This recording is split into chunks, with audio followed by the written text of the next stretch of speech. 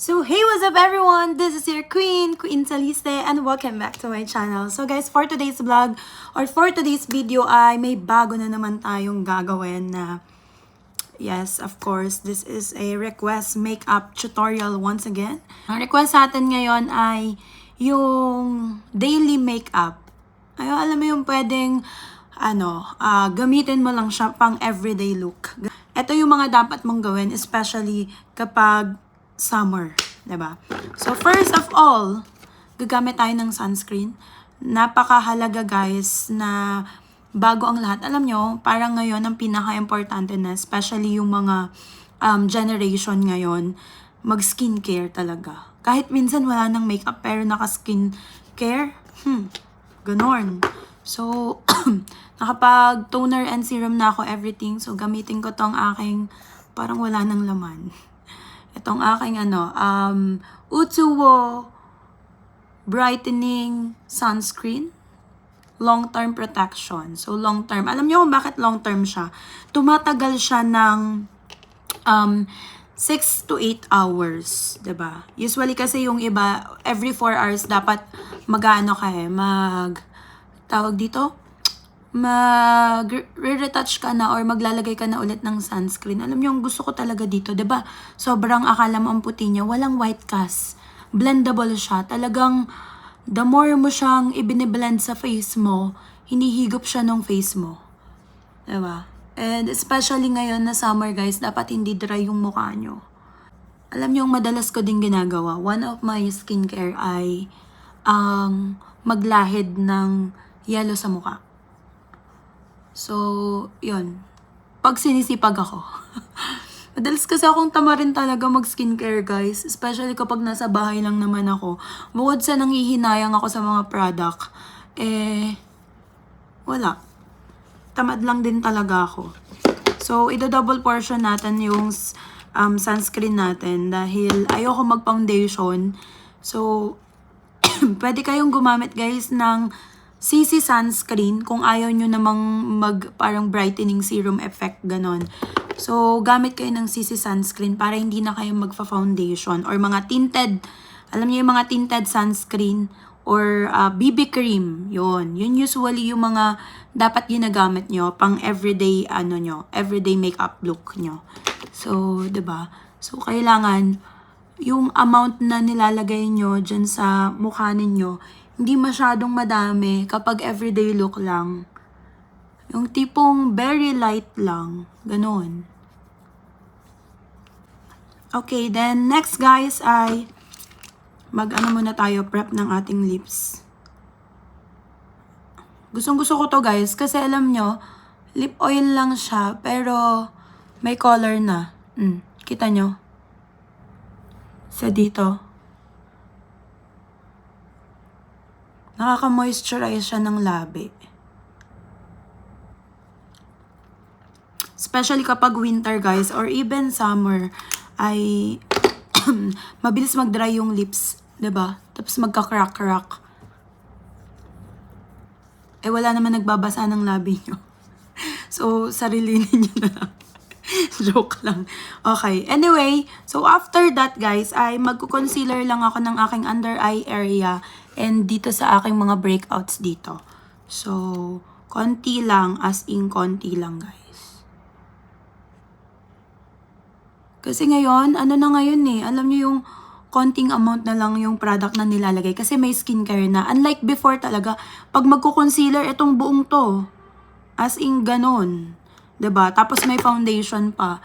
Pero ngayon, nakakatulong kasi yung skincare para tawag dito, yung yung preparation nyo para before kayo mag-makeup, very okay na. Alam nyo yun? And usually guys, kapag everyday makeup look, alam nyo yung tipong no makeup look lang dapat. Yung nag-makeup kayo pero mukhang hindi. Kasi fresh lang siya. Ganon. So, yun lang yung mga amount na nilalagay ko. Ayan. Diba? Okay. So, after that, guys, ang gagamitin lang natin is lip and cheek tint, guys. So, yun lang yung gagamitin natin for everyday look. So, Usually guys, kapag ganito hindi ko siya dinadirect, nilalagay ko siya dito. Ang kagandahan nitong Benetint guys, very natural lang siya. As in, tingnan nyo. Parang, lalo kapag naarawan lang, parang alam mo yung wala kang nilagay, pero meron, namumula-mula ka lang. Yan, ito yung kagustuhan ko dito.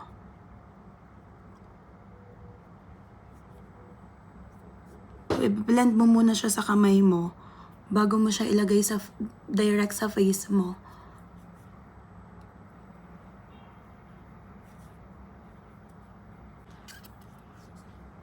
Yan, okay? So, sa eye area naman guys, usually, dinalagay ko na lang siya kasi pwede din naman to eh.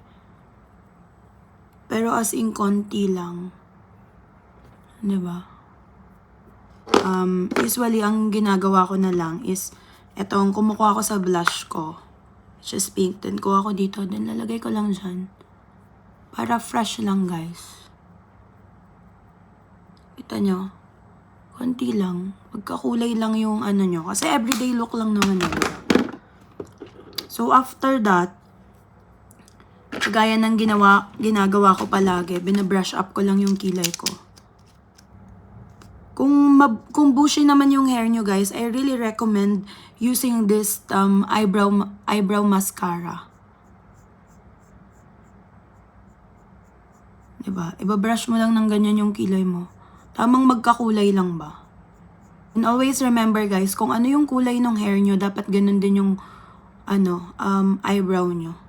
Ganun din yung color nila. Pero kapag halimbawa, merong panot, alam niyo yung panot, yung merong kulang sa kilay nyo, gamit kayo ng eye pencil guys. Dati nagaganon ako eh.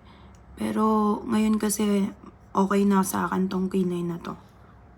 Brush lang. Okay? So, after that guys, pwedeng ito na din yung labi nyo, diba? Kung meron naman kayong lip shiner na parang nakakakulay ng labi, okay na yan. Pero gusto ko gamitin din tong tawag dito, burahin natin. Gusto ko ito yung gamitin ko. Diba? Direct mo lang dyan.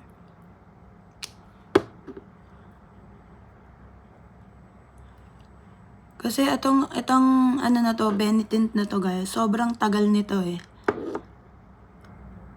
Kahit 12 hours, guarantee ako na nandyan pa rin yung cheek tint ko. Diba? Tapos para kasing lang siya, yung alam mong normal kulay lang ng labi, ganun lang siya, diba? Ganun lang yung atake niya. Okay, so after that guys, dahil summer ngayon, wag niyong kalimutan na mag-powder. Isat niyo yung mukha niyo guys, kasi kapag lumabas kayo, nako, manlalapot kayo dahil puro liquid yung nilagay niyo sa mukha niyo. Kaya, gagamit ako nitong Oil Control Mattifying Loose Powder ng Careline. So, ang ginagawa ko siya guys, nilalagay ko lang siya sa buong mukha ko. Kumukuha ko ng brush. Then, ayan, brush out. Alam niyo yung hindi naman masyadong pakak na pakak yung powder. Tamang naset lang sila, diba? Nawala yung shiny effect nung mga product na nilagay nyo sa face nyo.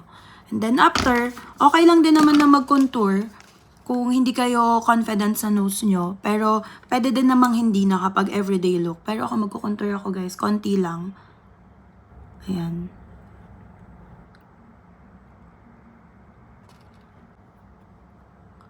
Diba? Mabilis lang to guys. Kahit dumadaldal ako, hindi aabutin ng sobrang tagal tong makeup vlog na to dahil everyday makeup look lang to eh. So, mabilis lang talaga siya.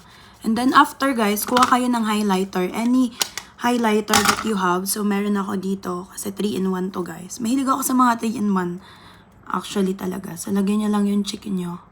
Para kapag lumabas kayo, merong shiny silang makikita. And even here. Yan. Dyan. And then sa tip ng nose nyo. And then a little here. Yan. Kung gusto nyo din lagyan yung kilay ay ano nyo, eyelid nyo, lagyan nyo siya ng konti. And also, naglalagay din ako dito. And dito. Yan. Tapos, you're ready to go na.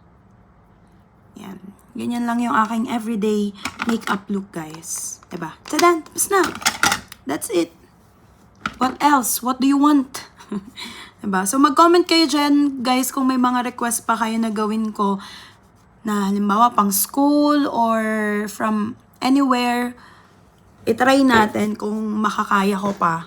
Diba? Hindi na ako ganun kagaling mag-makeup unlike before, guys. Pero, I think carry pa naman. Diba? So, ganyan lang yung everyday look, guys.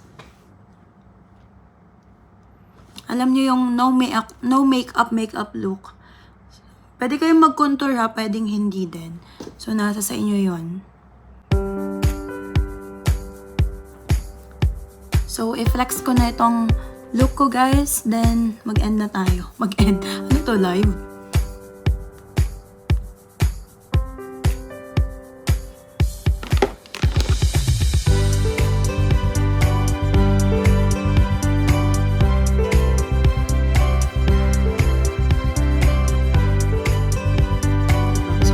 Lang.